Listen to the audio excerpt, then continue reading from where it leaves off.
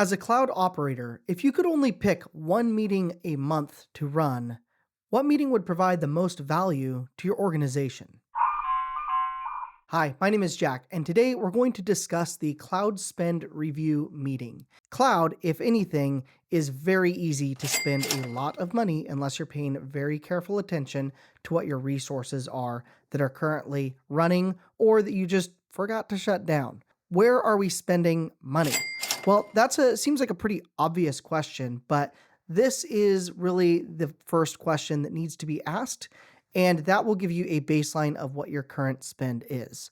If this is your first time kicking off the cloud spending review meeting, you'll probably have a lot of gaps in your environment. And you'll need to create at least two tags in order to properly categorize your spend. The first tag is project name. So you could call this project, you could call this application, whatever is most appropriate for you.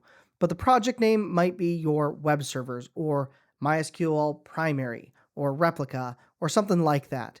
The important part is that this represents a single service in your environment.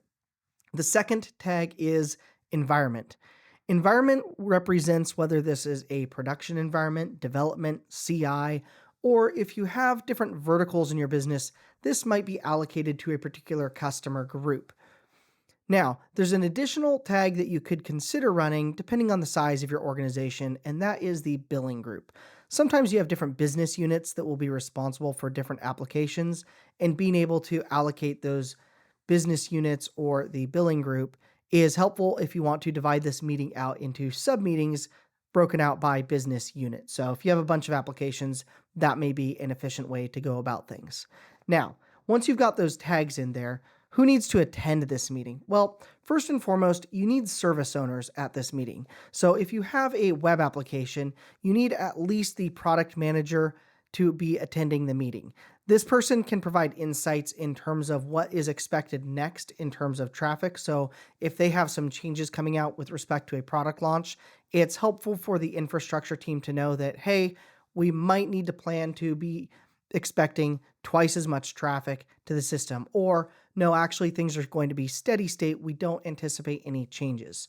Those two pieces of information right there let the infrastructure team then do the next set of analysis, which is asking the question, is the system right sized today?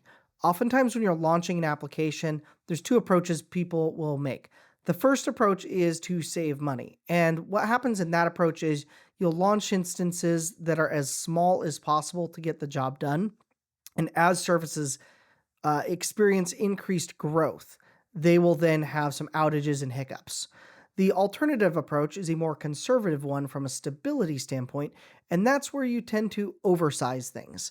And that might mean you allocate more memory or more processors or more I/O to the individual instances that are scaled up in the environment, and you end up running a underutilized system for an extended period of time, which is just wasteful from a resource allocation and cloud spend standpoint. So, who else needs to attend this? Well, obviously, you need some infrastructure engineers there. These are the people that will be responsible for making the changes to the instance types, the storage volumes, or otherwise. And if you are working at a really small organization, that might just be you if you are the cloud operator and infrastructure engineer. And finally, you need a business leader who has discretion over the spending side of things and can communicate back to the rest of executive leadership.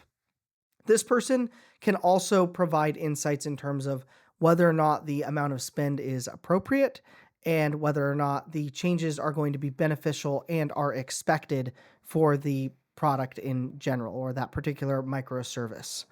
So let's figure out what's going to be accomplished during this meeting. Well, first of all, resources are identified for cleanup.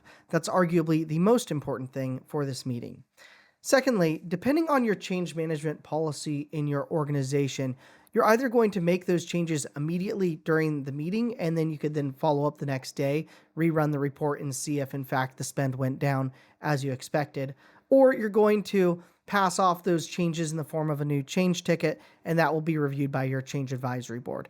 Really depends on your organization and what you need to do there as far as process goes. And then finally, follow-up questions are going to be assembled or immediately sent out to other owners or individuals within the organization, asking things like, hey, do we really need this? Or can we shut this down? Or when do you expect you'll be done with X so that we can shut this down? And that really is the whole point of this meeting. In terms of financial impact, well, I've seen this meeting save tens of thousands of dollars per month at the places that I work at, and that may be, possible for your organization.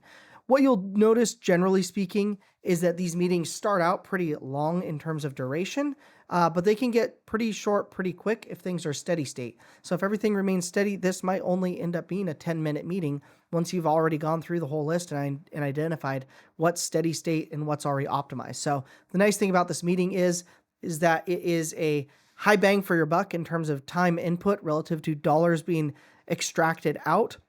And finally, it is as efficient as you can possibly make it, meaning that once you run through your report and you slice and dice things by project, by environment, sorted descending from most expensive to least expensive, you're done. That's it. And you can also use this as a follow-up meeting or to follow up with additional things of what's being planned next. That's also a nice and natural conversation when you have the product owners participating in the meeting. I hope you found this valuable. If so, go ahead and like and subscribe. I'm really curious what your organization does in terms of analyzing cost and spend. So if you have some additional tips, go ahead and throw those in the comments, and some other folks might find that valuable as well. Thanks so much.